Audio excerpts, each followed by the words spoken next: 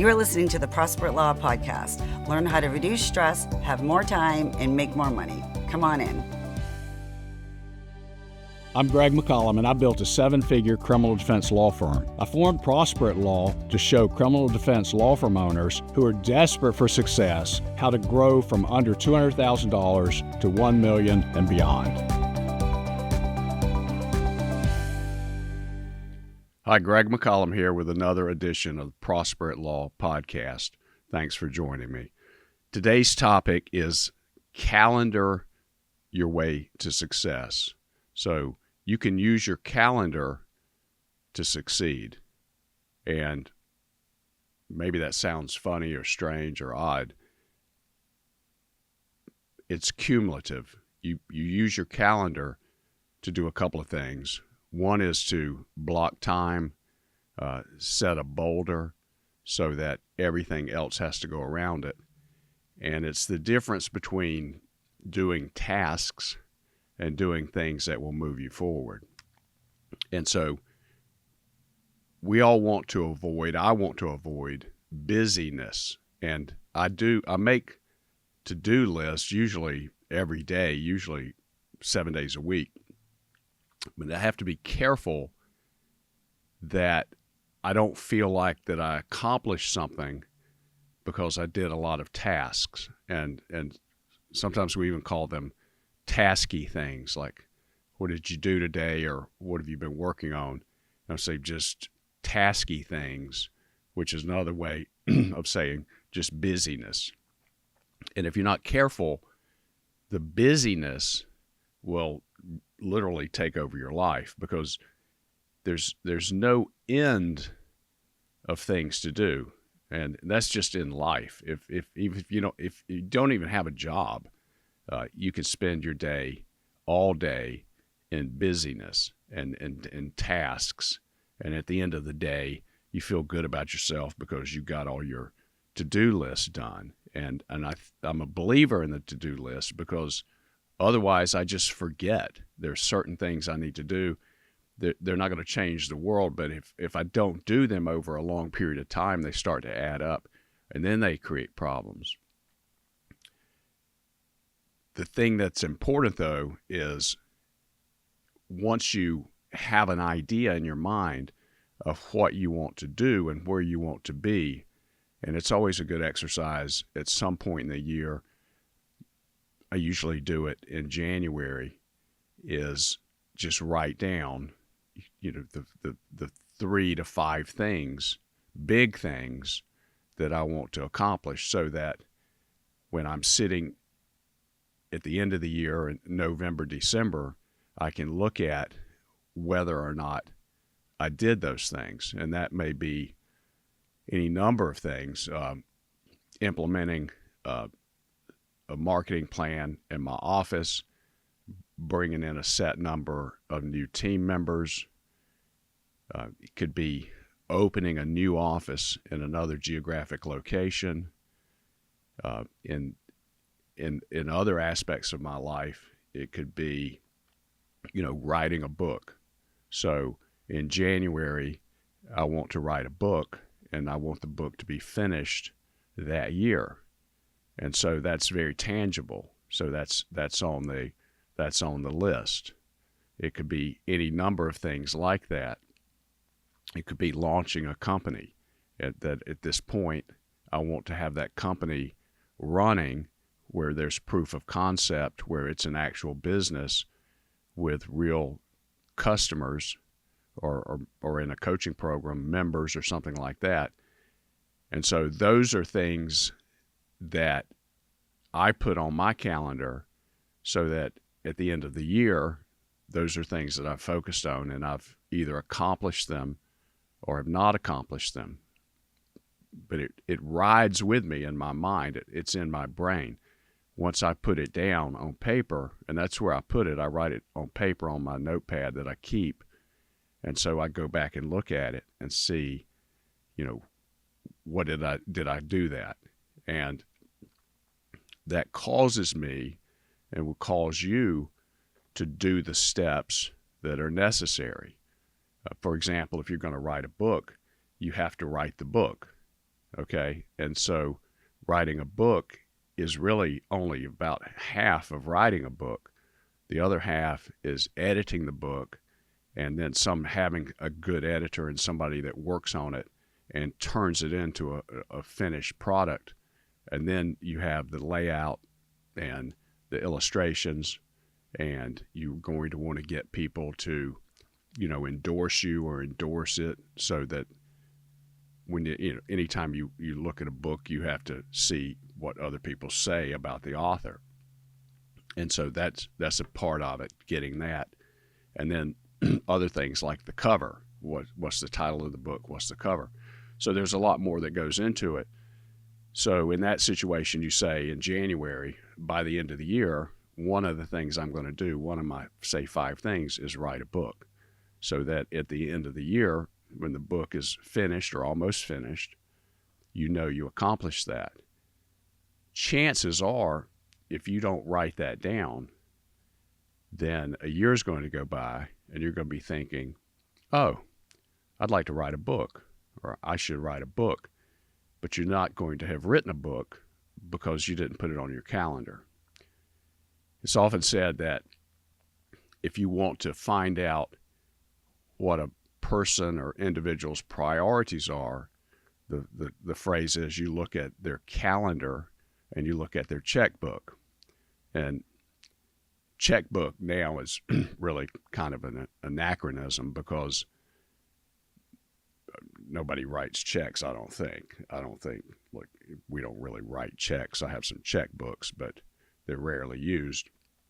But so the checkbook just says your money. What do you spend your time and your money on? And the other concept with the calendar is that once you define the things that you want to do, the things that you want to accomplish, you put them on the calendar.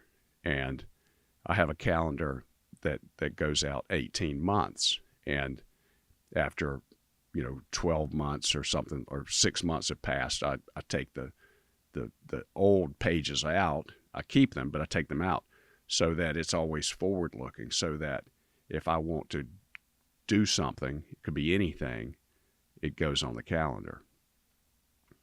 And when you put something on the calendar, it's often called a boulder. And the reason it's called a boulder is that you put a boulder in a river and the water has to go around it. So when you put that boulder on your calendar, for example, you say, well, I'm going to take a trip. I'm going to go to Europe, or I'm going to take my family on a trip to California or Hawaii or something like that. And so you calendar it out so that it's 9 months from then, or maybe a year from then. Interestingly, you really can't make an airline reservation, 14 months in advance. Most airlines schedule out about 11 months, and so that can be a limitation. Hotel reservations can be made. So if you have that trip planned to Hawaii and you make that airline reservation, say 11, 10 months, 9 months before the trip, and you have your hotel reservations already made, and you've got your itinerary and things like that, then everybody and everything in your life knows on that date you're going to be gone, and nothing can be scheduled, and then you can plan for that, and then it actually happens, as opposed to sitting around and saying, oh, we should go to Hawaii. We've always wanted to go to Hawaii. We should go. And if you pay attention and listen to people, you'll hear people say this all the time, is, oh, we always wanted to do that. We just never got to it. We want to go, but then they don't go. And that applies to really almost everything in our lives. The other thing is it takes some faith, because when you plan the trip, you say, well, I'm going to Europe for 2 weeks. Then you look at your checkbook, you look at your bank account, you look at your credit card balance, and you think, oh, I cannot afford it. You put it on the calendar anyway. And the idea is you can always cancel it. And I've booked many trips Colorado ski vacations, trips to Europe, all kinds of things. And when I put it on the calendar, I was thinking, well, I really don't have the money for this. I don't have the budget for this. I don't know how that's going to happen. But by putting it on the calendar, something happens, or I do something, or somehow it works out. But I've almost never canceled those trips. Now, it has happened, I think, once or twice when I was going through, some severe cash flow crunches or shortages.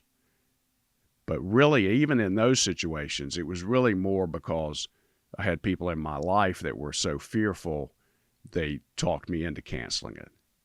But that's rare. That's probably only, out of doing this, say maybe 20 or 30 or 40 times, that's only happened maybe twice. And I think there were some other factors there. But by putting it on the calendar and starting to organize your life for doing things, then what you'll find is you'll find yourself actually doing them. So what am I talking about? What are you going to put on the calendar? And what does your, quote, checkbook show about your life? And what it will tell you is things about, for example, it'll tell you about your health. Is there health? Is there exercise? Is there relaxation? Are there spa treatments or whatever you like? Yoga, is it on the calendar? In other words, are you doing it on a regular basis? Your time with family, your business. What are you doing in your business? How much time are you spending on your business? Are you working too much? Are you working too little? Travel, exercise, your spirituality, your recreation, your personal growth, your business growth, your friendships, and your mentors. If you show me your calendar, and you have a calendar, it will tell me all about your life. And people that I know that are extremely successful, everything in their life is calendared. And I can look at their calendar and see their progress and their success. And also, the takeaway from that and the observation from that is how much they accomplish. And the reason they accomplish so much is because it's literally on their calendar. And when it's on the calendar, it happens. You do it. It's on the calendar. And so it's just baked in. And so what you focus on expands and grows.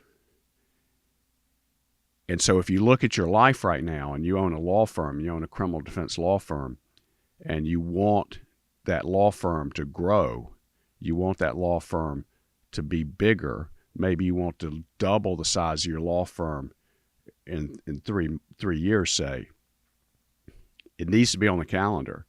The steps and the action steps to take, whether that's going to certain seminars, whether it's reading a book, whether it's talking to a mentor, whether it's getting with a new marketing company to start that's got to be on the calendar for it to happen. If it doesn't happen, then the busyness and the tasky things will control your life. And then nothing will happen, really. It seems like things are happening, but they're really not. It's just this busyness consumes your life, and one day follows the next, 1 week follows the next, and you don't change. You don't change, you don't grow, and you're frustrated. So if you look at what do you spend time and money on, it will tell you where you're going or where you're not going. Interestingly, I heard this conversation, I think it was an interview with Bill Gates, who was owner of Microsoft, and Bill Gates versus Warren Buffett.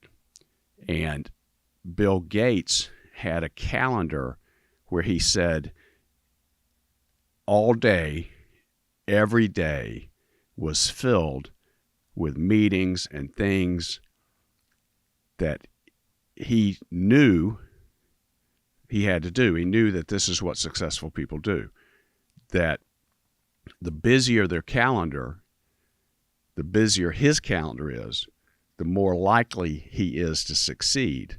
And he saw that as the role of someone, a founder of a major company like that, that's what it took, and that's what you have to do. Now, if you've ever been in a Vistage coaching program, one of the things they talk about is calendar, and all business growth companies and all coaching companies emphasize the calendar because it's very important. So when Bill Gates met Warren Buffett and he saw Warren Buffett's calendar, there was almost nothing on it. And they had conversation about that. And in the Vistage, they call it white space. You have to have white space on your calendar, and white space is nothing. I call it quiet time. It's time to be left alone, usually in a place or a room by yourself where there is no one there to talk to you. And you think, and you don't think about your tasks, you don't think about your busyness, you don't think about your to-do list. You put that out of your mind. I like to do this the most early in the morning. It's quiet. I had a good night's sleep. And so I'd sit and think, and I think about where I am, what I've accomplished, and what else I want to accomplish. And sometimes in those moments, you'd be surprised that you get inspiration. You get ideas float up. And sometimes they're very good ideas. And many times when I have a problem or an issue or I'm trying to solve something, the solution arrives. Now, you have to be thinking about the solution. I can talk about that if I have time, about solving problems by not living in the problem. But Warren Buffett always on his calendar had a lot of nothing. And so he's not scrolling his phone. He's not on the internet. He's just thinking, and he's thinking about things that are important to him and how he wants to live his life and where he wants to go. If you don't think about where you want to go and you don't define what you want to do, then there's really almost zero chance that you're going to be able to do it. And so when you put this quiet time or this white space on your calendar, it needs to be where people that rely on you, and this can be people that work for you, it can be people that you interact with, it can be friends, family, whoever, that eventually they just learn that that's sacred time and you cannot be bothered. And when you do that and you think about issues that you're having, it's important that, so let's say that you say, well, I don't have enough clients. I don't have enough paying clients. I own a criminal defense law firm, and I don't have a steady stream of paying clients. So how much time do you spend thinking about that? And solutions come from an open mind. And when you think about, I don't have enough clients, don't live in the problem. Don't complain about the problem.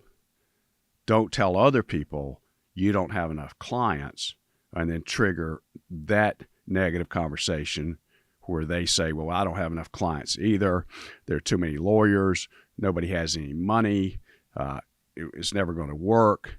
And then to get in that misery loves company. I'm not talking about that. Don't live in the problem. Don't complain about the problem. Use your words. Say things such as, how can I solve this? And think about it. How can I solve this? And ideas will come to you, and you can weigh those out and balance them and think, okay, that's a good solution, or I'll try that and see if it works. Think in terms of what might work to solve this. And the other thing is,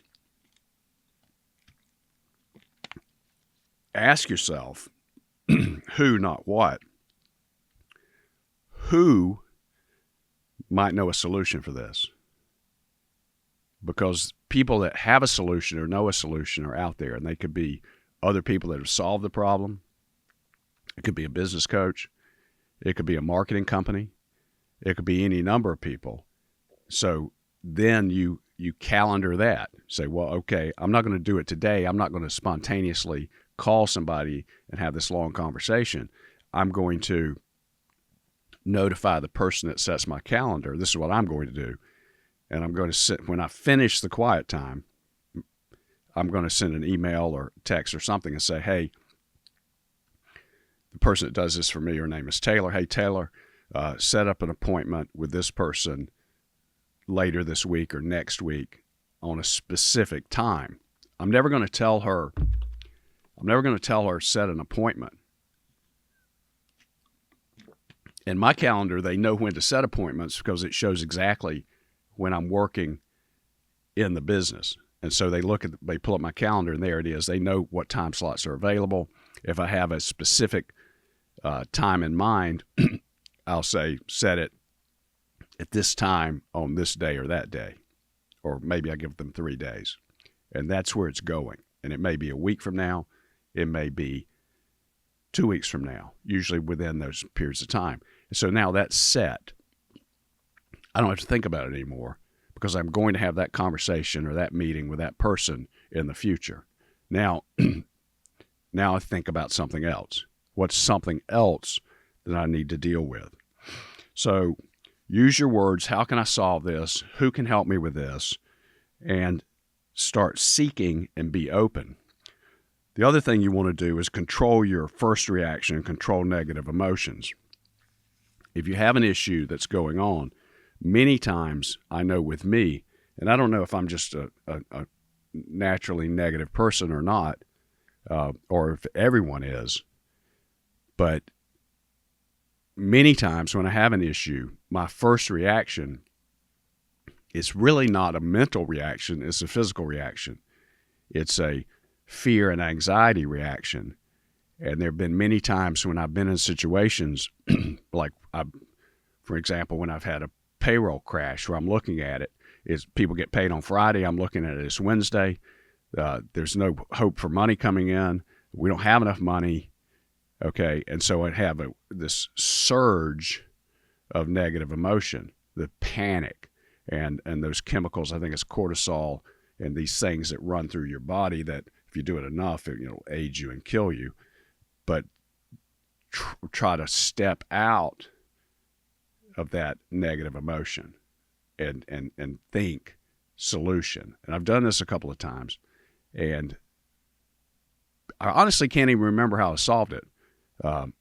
But when I've been in this situation, maybe 1 or 2 or 3 times in my life over the period of when I really started growing my law firm over the course of about 11 years now or something like that.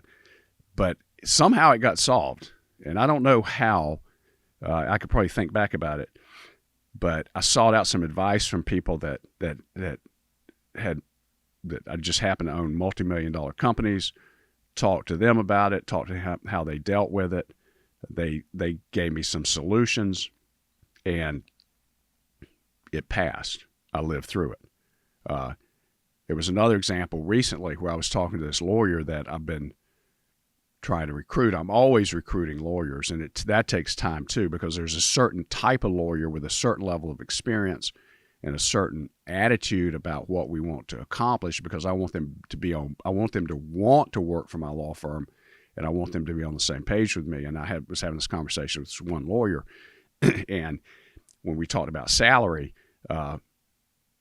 it was a big salary he wanted, huge. And my first thought was, I'm sitting there talking to him like, this is not going to work. I'm so disappointed.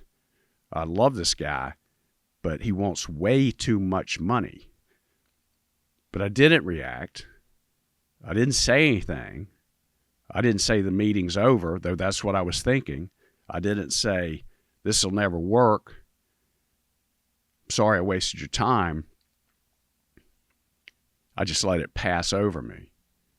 And even though I was reacting emotionally, we had a conversation and we started talking about it.